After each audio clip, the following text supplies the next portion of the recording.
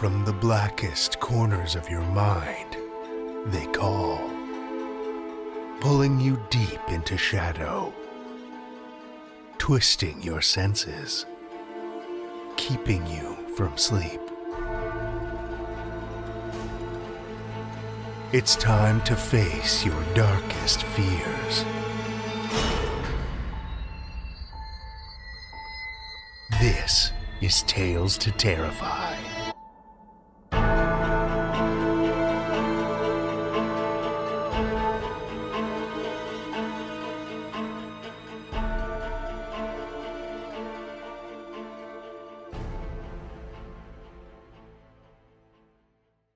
Good evening, children of the night, and welcome. Before we tuck into tonight's frightening feast, I wanted to share that we've got a special bonus headed to our Patreon this weekend. A classic gothic tale of terror that's sure to send shivers down your spine.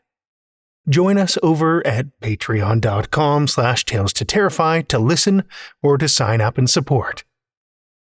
Also coming up this month, we've got a special bonus flash contest. A little something to get you in the Halloween spirit early. Although, who am I kidding? If you're anything like the rest of us here at the show, you're in the Halloween spirit pretty much all year round. Anyway, keep your eyes and ears peeled for more details about the contest. I'll share more with you next week. For this week, though, we have two tales for you. About an online ritual and the freshest of fish. Our first story for the evening comes from John Betancourt. John Gregory Betancourt is a best-selling science fiction and fantasy author and an award-winning mystery author. He has been publishing fiction for more than 45 years.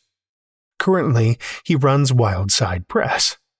Even though he doesn't have much free time, he manages to publish a story or two most years.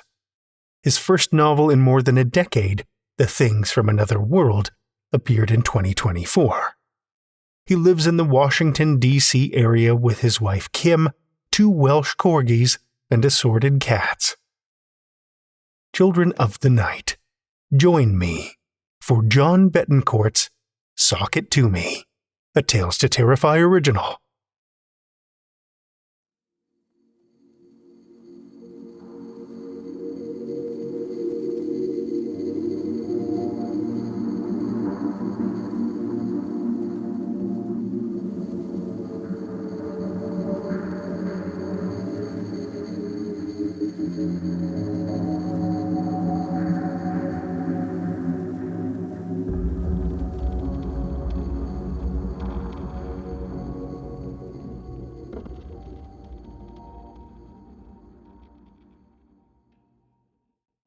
As the last syllable of the chant broke from Anna's throat, a gust of wind moved the tattered curtains, and a chill came over the room. She shivered as the candle on the kitchen floor guttered and almost went out. Weird shadows flicked across the peeling wallpaper and water-stained ceiling. But the hastily drawn chalk pentagram, in which the candle sat, remained intact. Outside, traffic noises ceased. No more hiss of tires on wet pavement, no honking horns, no low rumble of trucks. Even the steady tap, tap, tap of rain on the windows had stopped. She heard only the thudding of her heart and the rush of blood in her ears. Had it worked? She sniffed. No sulfur smell. But was that bleach?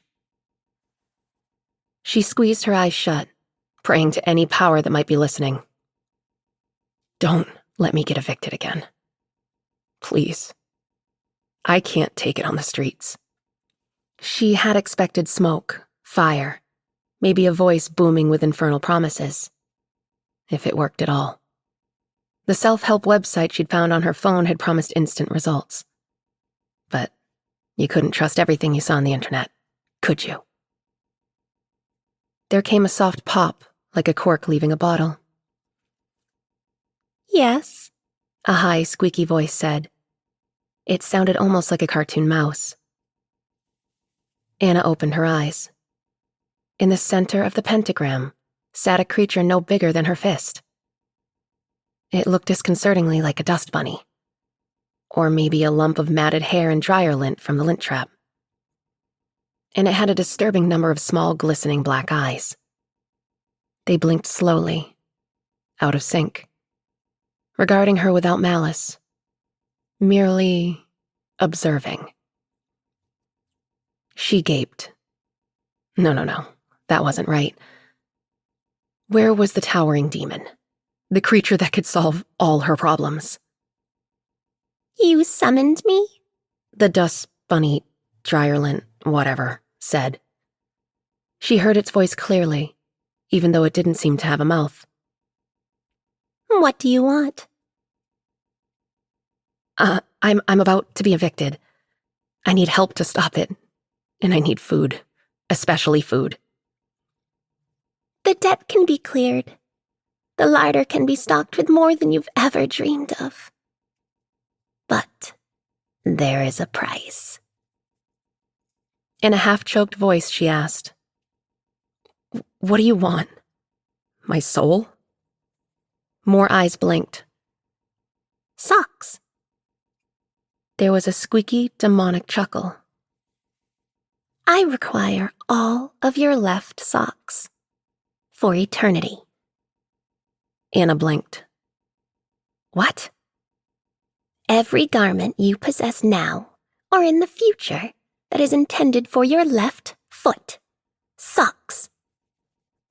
She stared at the lump of dust and fluff. Its myriad now unblinking eyes stared back.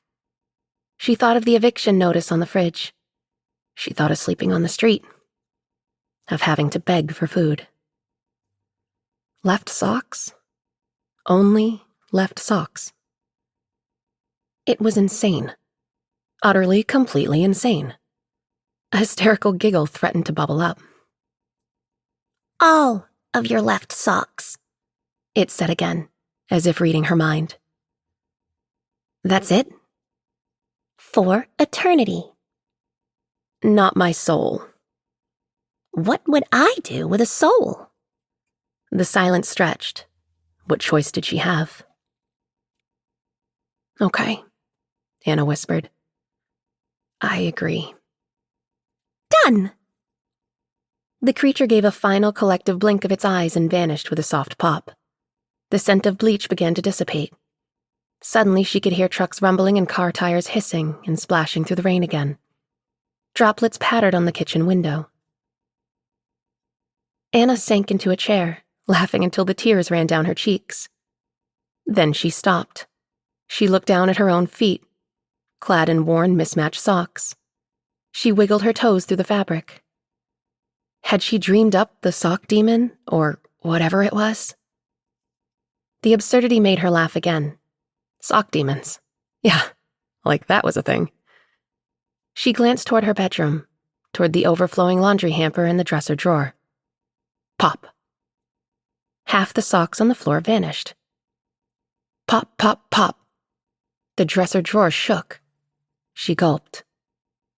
Somehow she didn't have to look to know that half of the socks inside had disappeared. Another pop sounded behind her. She looked around and finally noticed the eviction notice on the fridge had vanished. Then pop. A grocery store bag appeared on the kitchen table in front of her. She could see maybe half a dozen heads of cabbage inside. Good thing she liked coleslaw. Pop. The ancient refrigerator shook slightly. Then the door burst open to reveal more heads of cabbage. Dozens of them. All crammed into every nook and cranny. They began to spill onto the floor. A strange cold dread completely out of proportion to the price began to grow. How much cabbage could she eat? At least she still had her apartment. No begging on the street for her. Making sauerkraut and coleslaw wouldn't be the end of the world. She might have traded part of her life away, but at least she still had a roof over her head. And something to eat. Pop. Her left foot suddenly felt much colder than the right. She looked down, her sock had disappeared, and her bare toes now rested on cold vinyl tile. Pop, pop, pop, pop, pop, pop, pop. More cabbage rained from the ceiling. She backed into the hall as the tiny kitchen began to fill with heads of cabbage. And still, the pop, pop, pop continued.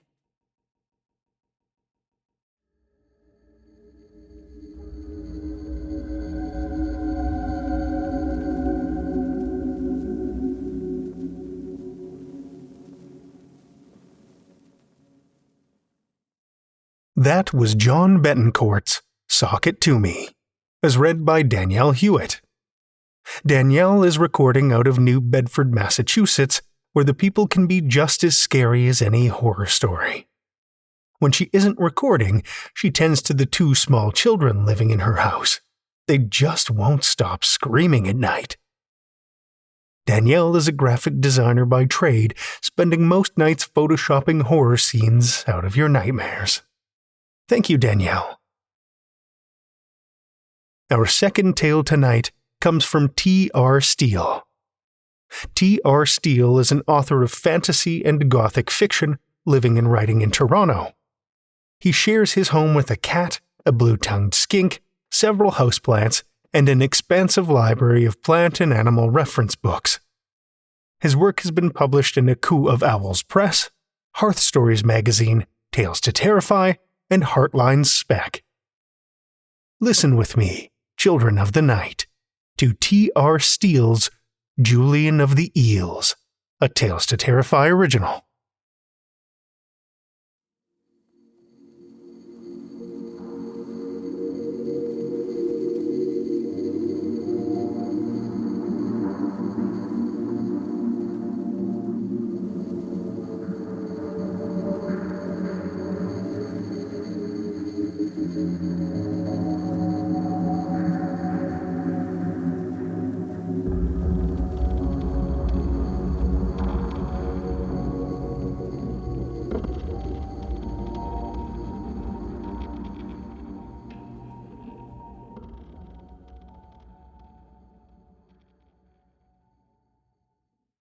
Julian picks up one of the eels from its bed of ice in the glass display case, cradles it in his gloved hands, and brings it to the back room. Fridges line the walls like coffins, and a steel table, spotlessly clean and clear save for a wooden knife block, swallows up the middle of the space. Julian lays the eel down on the table and sighs. "You fellows really know what you're doing here," the customer had said, smiling at him from the other side of the display like she was in on some big secret. Never had fresher fish. It's just him, but his manager, Mark, won't let him say that. Won't let anyone know he's the only necromancer here. Fucking Mark. He got his business into the most expensive grocery store in town, bribing people left and right along the way. But he's too cheap or too scared to hire another necromancer, even though every fishmonger and seafood wholesaler worth their literal and metaphorical salt has 2 or more on staff.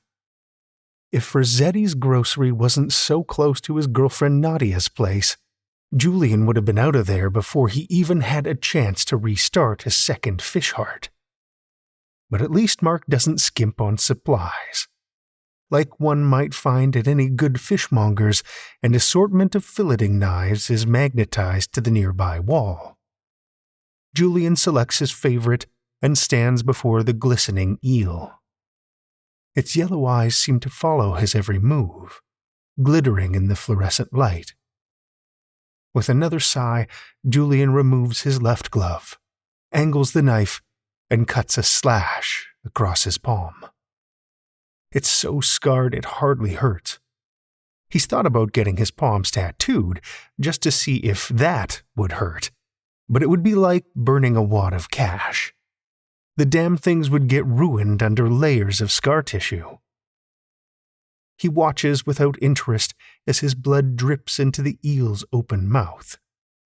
He mutters the words, and the eel is alive again, thrashing on the tabletop, gasping for water. Julian grabs it, pins it, pulls a cleaver from the nearby knife block, and quickly cuts its head off. The eel goes limp as Julian's dark, unwashed hair again. Its reanimated blood oozes from its neck. Julian rips off a ream of brown paper, wraps it up, and brings it back to the awaiting customer, who beams as he passes it to her from overtop the display case. "Thank you," she says, as if she's just been let in on some big secret. Julian smiles his best customer service smile and watches numbly as she walks off to peruse the sea salts and pickled onions and whatever the hell else they stock on the nearby pantry shelves. The next customer is hosting a wedding party, a big one, at her restaurant, some upscale place called On the Promenade. There's no promenades here, unless she means the sidewalk that runs right through the middle of the strip mall parking lot. Julian stumbles his way through her order, losing the plot entirely when she asks for 4 dozen scallops, a half-dozen sea bass, and 2 kilos of crab legs in one breath. By this point, Mark is back from his coffee run turned business call turned smoke break, and is actually doing his job managing the counter. Over Julian's shoulder, of course. "I'll help her," he growls, ripping the notepad and pencil out of Julian's grip. The woman, brown hair, glasses, professional looking, doesn't blink, but her eyes narrow. You go check the fridge temps. It's been a minute since anyone has." By anyone, he means himself. Julian checked them when he got in this morning, and again after his first break. But he nods and shuffles into the back as Mark's voice rises 2 octaves when he greets the woman and her tortoiseshell frames. Mark. Tall, friendly, funny Mark, to everyone else who works in the grocery, is really an asshole who's been using Julian's talent for the last 3 years to make something of his life rather than sink his dead dad's business into the dirt with him. Julian ignores the fridges and wipes down the steel tabletop, already spotless, trying to drown out the chorus of Mark's fake laughter with the sound of the swooshing washcloth. He grits his teeth, wishing for his ears to start ringing, but all he can hear, other than his manager's voice, is the hum of the refrigerators and the fluorescent lights in concert until the footsteps staccato in. "Damn," says Mark. He crosses the room and opens one of the fridges. "She's going to clean us out, man," he says. He's not exactly talking to Julian, and Julian knows this. He's voicing his thoughts aloud, and Julian happens to be there. "She wants enough seafood to feed 50 people. Thank fuck I over-ordered those shellfish," says Mark. He's halfway inside the fridge, voice muffled by the hum of the motor. "I'll have to overnight some stuff. You're free tomorrow, yeah? I'll need you to deal with all the fish." Julian stiffens. "I'm not scheduled," he says. He's not. He booked off this Friday weeks ago. "Cat's in noon to closing," he says. Mark reappears. He's wearing a frown on his face, and cold air is peeling away from the fridge, surrounding him like mist. Julian stops wiping the table and clutches the cloth. "I'll text Kat and tell her she can take your Saturday instead," he says. "This is a big one. I need you here. The product has to be fresh." Product. It's fucking fish. But he can't say that. Instead, he shakes his head. "I can't," says Julian. "I have plans." He does. It's Nadia's birthday. She works the night shift at a shipping facility, and he works days at the fishmonger's. But the stars and their schedules align to make this happen. Dinner, drinks, cake, sex, and no talk of fish reanimation or losing packages in pocket dimensions. It will be Julian's first real day off in months. Mark's frown deepens. "Move them," says Mark, This is big. Promenade hasn't bought from me before, but apparently their supplier fell through, or whatever. We're the only ones that can get them everything in time, thanks to my guys. If they're impressed, they'll be back. I need you here, man." Julian's knuckles are white around the rag in his hand. "No," he says. "I can't move them. I'll help out with the next order." Mark's expression is blank the second before he smiles, and that's when Julian knows it's over. "Jules," he says, sliding around the table until he's within grabbing distance. "You know how important your work is to me, yeah?" Julian's stomach churns. He hates that nickname, has hated it for 3 years. But Mark has never stopped using it, never stopped, really, seeing him as the girl he never was when he started working here. "Yeah," he says, "I do, and I'll be back to do it on Saturday."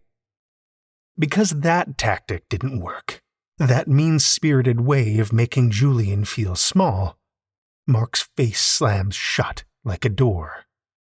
No more smile, no more easy energy. He grips the side of the table and glares. "If you're not here at noon tomorrow," he says, "you're out, you're gone, and there will be nowhere else for you to go. You think you could make it at Roz's butcher counter, huh?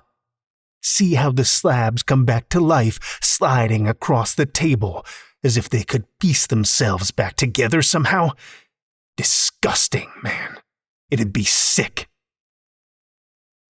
Julian stiffens. He wants to call Mark a fucking asshole who can't imagine anything properly, hasn't been able to get his own flagship shop in the nearly 10 years since he took over his dad's business, and what idiot starts selling fish in a landlocked mountain town anyway? He wants to tell him that necromancy isn't sick. It's an ancient art, a beautiful skill he was born with, and he'd never use it like that. Never bring back hunks of flesh and fat just so they taste a bit fresher. Though he supposes just because the fish are whole doesn't make this gig much better. But he can't say any of that. Instead, he just shakes his head and then nods. But what he's agreeing or disagreeing to, he isn't sure. Mark presses on. "At least the fucking fish have mouths, eyeballs, assholes, whatever the hell else you need to stick your fingers into to make them fresh," he says. "Try that at Benny's. And what, huh? He'll never see another customer, and you'd never see the light of day. So I'll see you tomorrow, Jules, and I'll have the fish assholes up waiting for you." Mark storms off, leaving the fridge door open, the room awash in a cold, clinging mist. Julian doesn't realize he's shaking until he drops the washcloth during the few steps it takes for him to reach the fridge. He shuts it, sinks down to the floor, and covers his face with his scarred hands. Julian can't sleep that night. Nadia gets home around 3 a.m, as usual. He hears her drop her bag on the floor, a comforting thump that punctuates his sleepless dozing. She crawls into bed smelling like sweat and cardboard dust, and is surprised to find him awake. "Mark again?" she says. She leans over him, flicks the bedside lamp on. "Yeah," says Julian. He sits up. He's only in boxers. Nadia takes him in with a glance of her dark eyes. He knows he looks pathetic, eyes red-rimmed, staring down at his palms where they rest, limp in his lap. The light catches the shiny parts of all his scars, clean lines, all of them, from sharp and purposeful instruments. Along his pecs, his inner thighs, his palms. He flexes the latter, then meets Nadia's gaze. "He fucking sucks," he says. And for some reason, though he's said it dozens of times before, this time he feels it resonate. Nadia nods. He does, she says. She pauses, takes a long breath. No luck for tomorrow, then? It's not much of a question. She says it as if she expected it, which is worse than if it had come as a total surprise. Slowly, Julian nods, and then they sit together in silence, the scent of sweat and watered-down bleach and fish and dust mingling together until Nadia pulls him up and into the shower with her. In the hot water and under her hands, he closes his eyes. He wants to see nothing, only darkness, but the clear gold eye of the eel, as it lived for a moment only to die again, hovers before him like a halo. Julian arrives an hour early the next day. Mark isn't there, but he expected that. He comes and goes as he pleases. Someone else in the grocery has kindly turned the lights on in the display cases, but left the rest in the dark. Julian doesn't bother turning them on either. He doesn't start until noon. Not his fault if they lose another hour of business. He goes into the back. Immediately looming over him in the continuing dark, stacked 6 feet high in a few rows, are styrofoam boxes that seem to glow. They are full of fish. All of them are topped with yellow sheets detailing their contents and a passive-aggressive "We missed you" note scribbled right above the total cost of the delivery on a bright blue invoice decorated with the company's cheerful letterhead. It features a smiling tuna and cartoony bubbles. Julian hates that familiar tuna, almost as much as he hates Mark. He sits on the steel tabletop and flips through the invoice, notes the sheer amount of seafood and the rush order fee, and wonders how long they've been sitting there. Since 6 or 7 in the morning, probably. Mark most likely put the order in after hours and stayed up even later than that, sleeping in well past opening. Again, not Julian's problem. But he knows that these fish, left to begin rotting on their melting ice, will be even less fresh than usual. Mark will find some way to make this his problem, too. He has before. Nadia's words from that morning rattle around in his head. Mark'll get what he deserves. He will, I promise you that. He thinks of Nadia, who woke when he did despite his insistence last night that she sleep in. They'd both been up until the sun rose, talking over tangled limbs and hot chocolate, laying out their work woes like tarot cards, trying to read some sort of future in them. But neither of them have any kind of divination skills. That's getting rarer and rarer these days. Julian had never seen much of a future for himself anyway. He expected to be dead by now. Being suicidal and trans and a necromancer, and unable to hold down any kind of a job that required real focus and consistent human interaction, was a difficult hand to be dealt. So he floundered for a few years after high school until he got the job at the fish counter. And now, here he is, hating his job and wearing the scars he got from it with shame, waiting for it to go belly up when he could do something about it. After he wipes down the tabletop, lays out the knives he'll need to cut both his hands and fillet the fish, he separates everything from the promenade order. There are the shellfish, the snappers, the sea bass, the salmon, the tuna, the eels slick in their icy graves. The fridges are full to the brim by the time he's done, and a cold sweat has his hoodie clinging to his back. He has no idea when Mark will show his face. So he turns to the display cases next, making sure not a single space remains between the fish laid out in their clammy rows. He runs his gloved hands over the eels, marveling always at their smoothness. And at the last second, decides to curl them around each other like an Ouroboros. The grocery is busy, but no one has come to the counter, thankfully. He wonders when the woman from the restaurant will arrive. He wonders when Mark will deign to arrive. He really had so much trust in his power over Julian that he thought, and rightfully so, fuck him, that Julian would show up for his shift. When that realization hits, Julian wants to throw the ice scoop in his hand at the wall. But he doesn't, because the phone rings. He picks it up.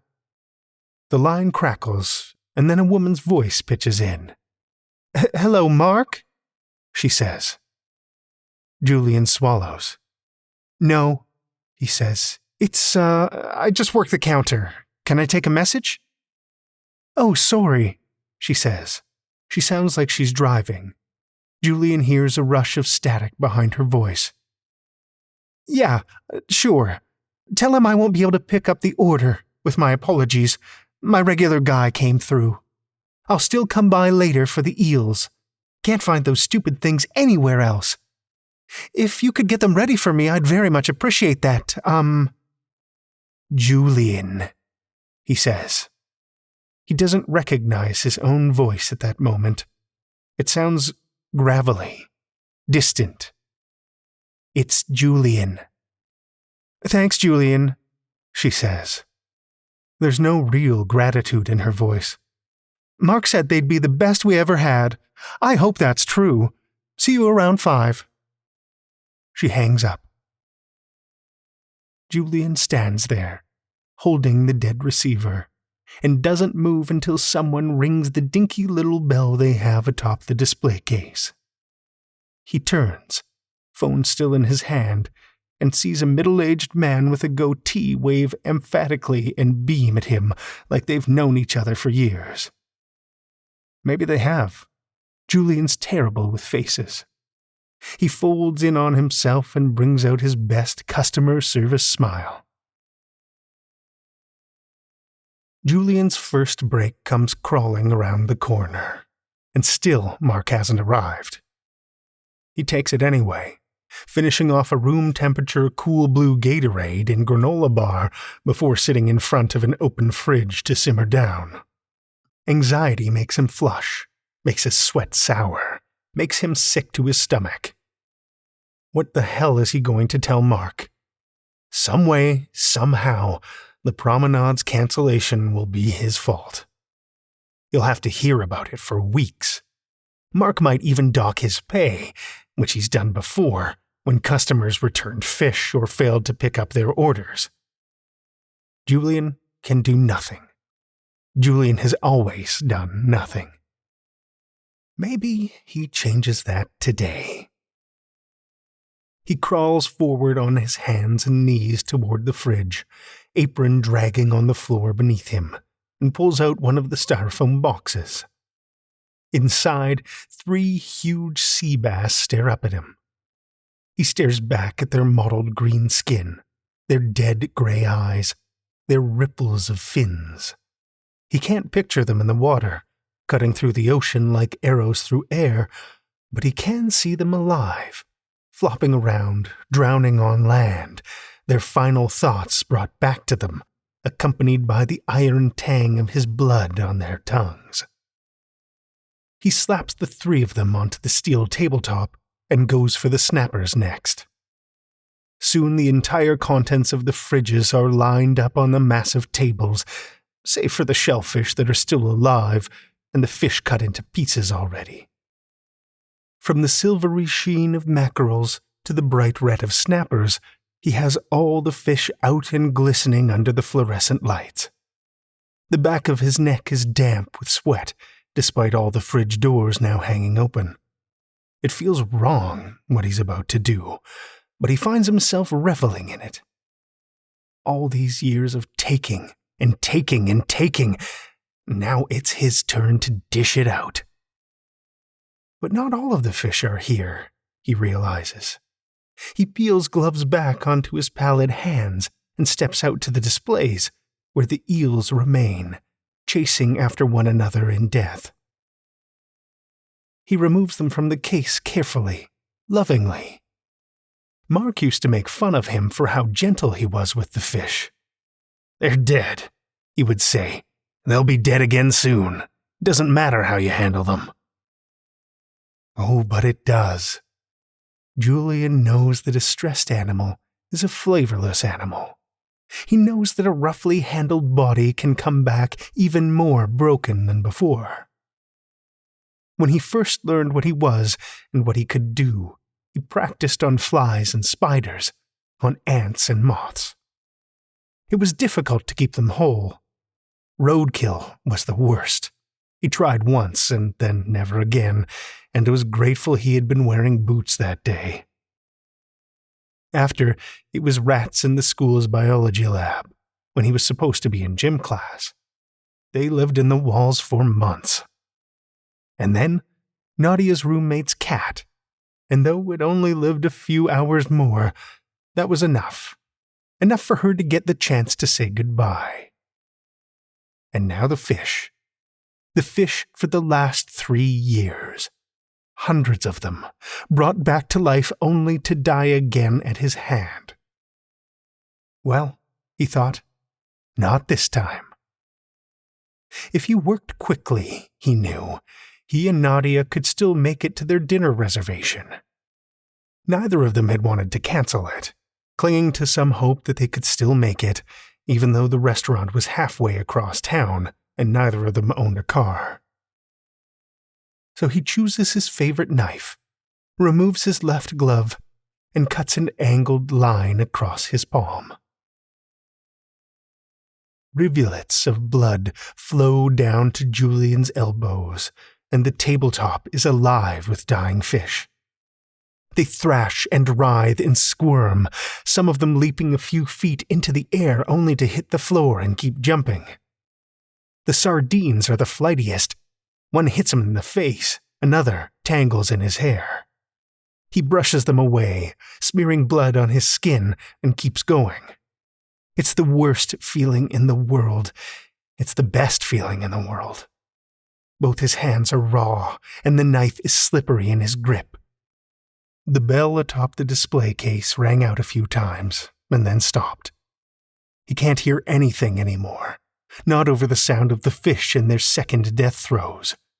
He watches their mouths, opening and closing, glassy eyes bright once more, dying with all the life left in them.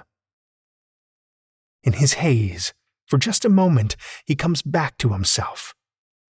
He pools the few he can grab into the styrofoam tubs full of melted ice. The biggest fish are goners, and by the time he's brought the whole table back to life, a couple of snappers have expired. The eels he hasn't touched yet, and, tendons taut in his arm, he reaches for 2 of them and curls them around his neck before heading out to the display cases. The hum of the lights and the sound of distant muzak is nothing compared to the sudden and unrelenting silence of the rows of fish before him on the ice. Julian pulls open the case and reaches for them, something deep and beautiful thrumming with him, life after life after life, tangled in his hands. One by one, he feeds them his blood and watches them wake up on the ice. They fight against the cold, trying to swim through the ice, but it's useless. They're trapped. He works quickly and effortlessly now, as if he's done exactly this his entire life, thinking of getting out of here as soon as he can and making it back home in time to clean up nicely before dinner with Nadia.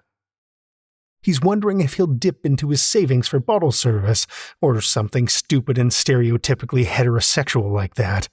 Something they can laugh about on another birthday, when someone screams. It's a scream of terror, and Julian feels it leap into his heart. He wonders what happened, looking around, locking onto the gaze of the woman with a shopping basket clutched in front of her like a shield. She screams and screams, and he realizes he is what happened. It's then when Mark, of course, chooses to appear. forever positioning himself the most helpful employee. He hurries to the woman's side, takes her basket, says something low and soothing as she just points and babbles at Julian. A crowd is drawing near, wide-eyed and disbelieving, their shopping forgotten. But Julian is only concerned with Mark. He wonders where he's been lurking, smoking or taking so-called business calls, letting Julian do all the work as usual. He watches as realization opens up Mark's face. And what's there is not anger or rage, as Julian expected, but raw, unfiltered fear. The woman forgotten, Mark rushes forward, hands pressing against the glass full of now living fish smeared with dark stains of Julian's blood. The ice is pink with it in places, and it's all over Julian's apron, shirt, face. He presses his hands tighter to the glass, like he can will the fish back into the afterlife, back into their state as mere products for him to order, count, organize, and sell. But no, it's too late. "Julian, what the fuck?" he begins. But Julian speaks over him. "You wanted me in today to keep them fresh," he said. "Here you go, you got fresh." Mark's mouth snaps shut as Julian reaches up to the eels around his neck and pricks his fingers on their teeth. He mutters the words and they're alive again, squirming like snakes over his shoulders. He ducks out from behind the counter, filleting knife sticking precariously out of his jean pocket. He grabs the eels around their middles and holds them out to Mark as they thrash and whirl in the air. "Promenade will be in for these at 5, he says. "Good luck with the rest of the order." Julian drops the dying eels at Mark's feet. They wriggle on the floor toward his shoes, damp as it is from the melting ice leaking out from the open cases. Mark lets out a whimper and backs away, still clinging to the glass, to all that he thought he knew. His face is red and wrinkled, like a baby's, and Julian, for a brief and painful moment, feels a pang of something akin to pity. But he turns and walks away. The crowd parts around him as he leaves. Once their wine has been poured, Nadia asks him if she wrapped his bandages too tight. He looks at his arms, his hands. Gauze pads his palms, and the tips of his fingers are bruised with dark marks from the eel's teeth. He reaches across the table toward her, squeezing her hand lightly, feeling his blood pump wildly in his veins. He smiles and shakes his head. "No," he says. "They're fine. Sorry I made a mess of the shower curtain."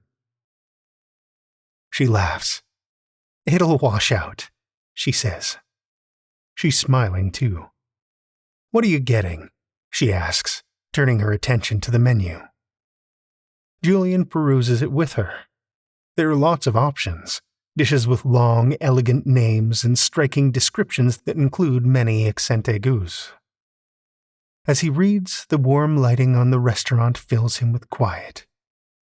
But the sound of the eels writhing on the floor toward Mark, alive, so painfully alive, hums all the louder in the back of his mind. "I think," he says, "I'll try the fish."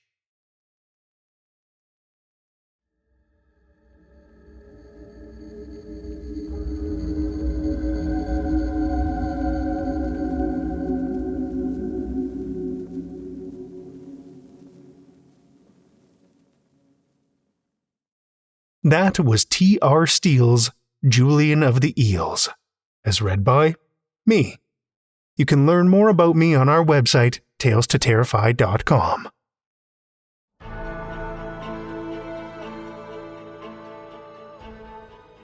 Well, children of the night, the hour is late and we've run out of tales to tell. For now. Tales to Terrify is made possible by the tremendous generosity of our supporters on Patreon and PayPal. Incredible fans like Lestle Baxter, Amanda Carrillo, Amanda Gottfried, and Orion D. Hegre, whose generous support keeps these lights on and flickering ominously. If you're not a supporter, head over to patreon.com/Tales to Terrify. You'll find all kinds of perks, like ad-free episodes, bonus content, and one-of-a-kind collectibles. Every dollar goes back into this show, and we appreciate your support so much. Want another way to support the show that doesn't cost you a cent? Head over to Podchaser, Spotify, or Apple Podcasts and drop us a 5-star review. You'll not only put an unnaturally wide smile on our faces, but help new listeners discover our terrifying tales too. You can show your love of the show out in the world with some Tales to Terrify merch. TalesToTerrify.com/merch will take you to our TeePublic store, where we've got a great collection of creepy custom and curated designs. Tales to Terrify is produced by Seth Williams, Meredith Morgenstern, Andrew Gibson, Crystal Hammond, Spencer Disparty, and myself, Drew Sebesteny, with original theme by Nebulous Entertainment. Tales to Terrify is distributed under a Creative Commons Attribution, Non-Commercial, No Derivatives license. Join us again next week as we're haunted by tragedy from more Tales to Terrify.